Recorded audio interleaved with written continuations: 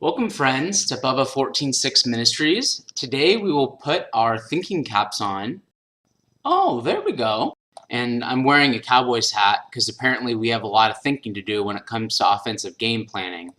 But I digress and talk about free will. Have you ever been faced with a question or problem that had alternative choices to go one way or the other? Of course you have. As clear-thinking, logical people with the faculty of free will, we can choose to the best of our knowledge one option or another. Oops. But how free, really, is free will? I've always believed that yes, a moral free-acting agent of change, as moral free-acting agents of change, we can make multiple choices in a given scenario. I don't believe in total predestination and like dominoes falling, but that's an interesting thing that you can leave in the comment section what your belief on that is. However, I do believe we are limited to the constraints of our knowledge base, what we know and what we've experienced, and the context in which we're in. Thus, I believe there are times when our will is freer and times when our will is less free. A basic example. Someone asked Jesus, should we pay our taxes to the Romans or not? A person with free will could choose to say, yes, pay to the Romans, or no, don't pay to the Romans, to the extent that that outcome of the choice was not being bullied upon him or her.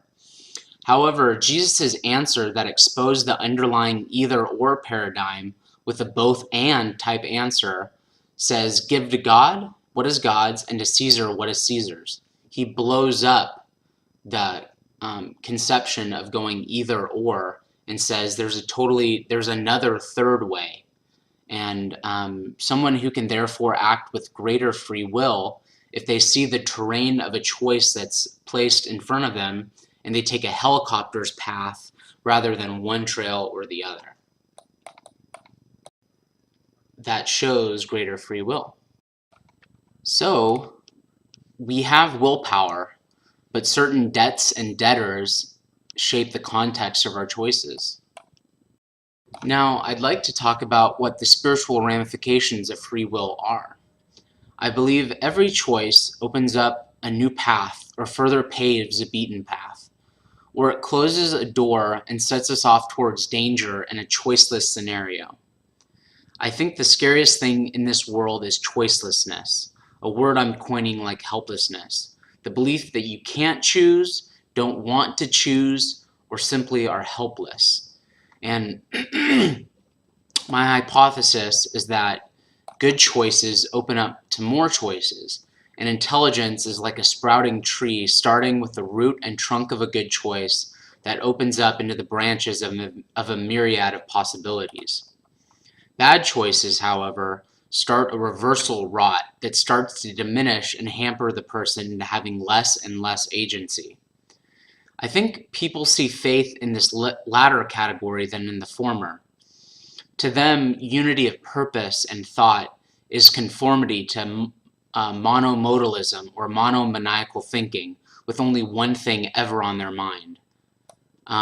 However, I believe the opposite is true. Good choices made to live and act as Jesus acted, with dignity, composure, and thoughtful consideration and empathy, open a great number of choices, all bound together in the joy of good relationships.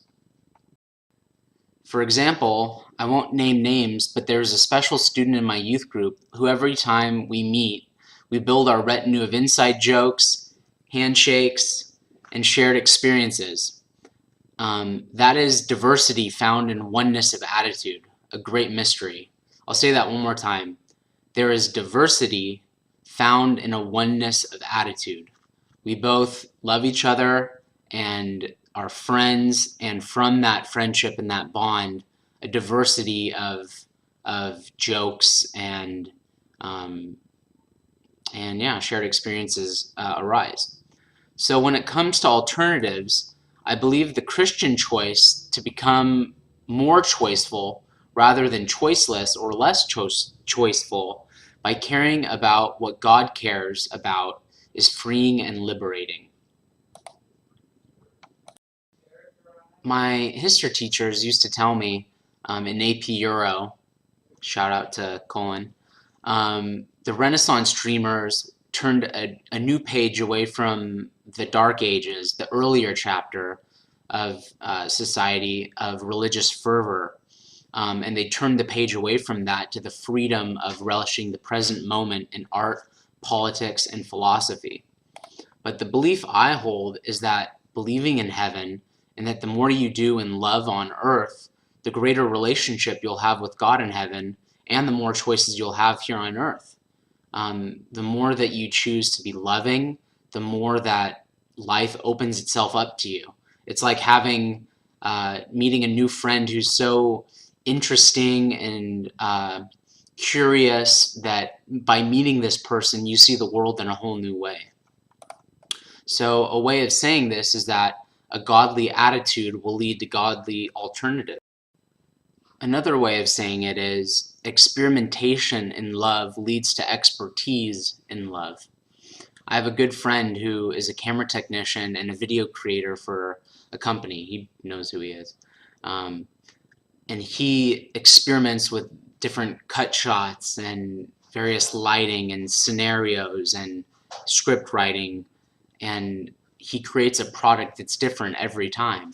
And likewise, the more you try and be open and altruistic, the better, more interesting, more varied and diverse world you'll inhabit. So try running a Bible study. You'll grow in speaking, listening, leading. Try serving a population you've never done before. You'll learn a whole new culture. Or try not betraying a trust, and you'll learn what true friendship is.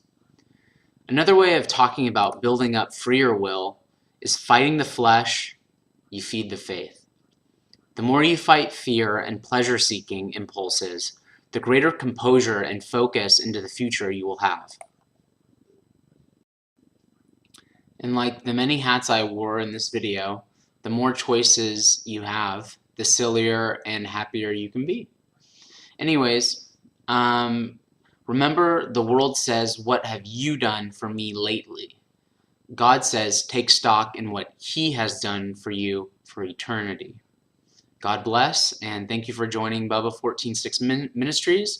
Hope this was an interesting video. Leave any comments in the comment section, and look forward to seeing you again. Take care.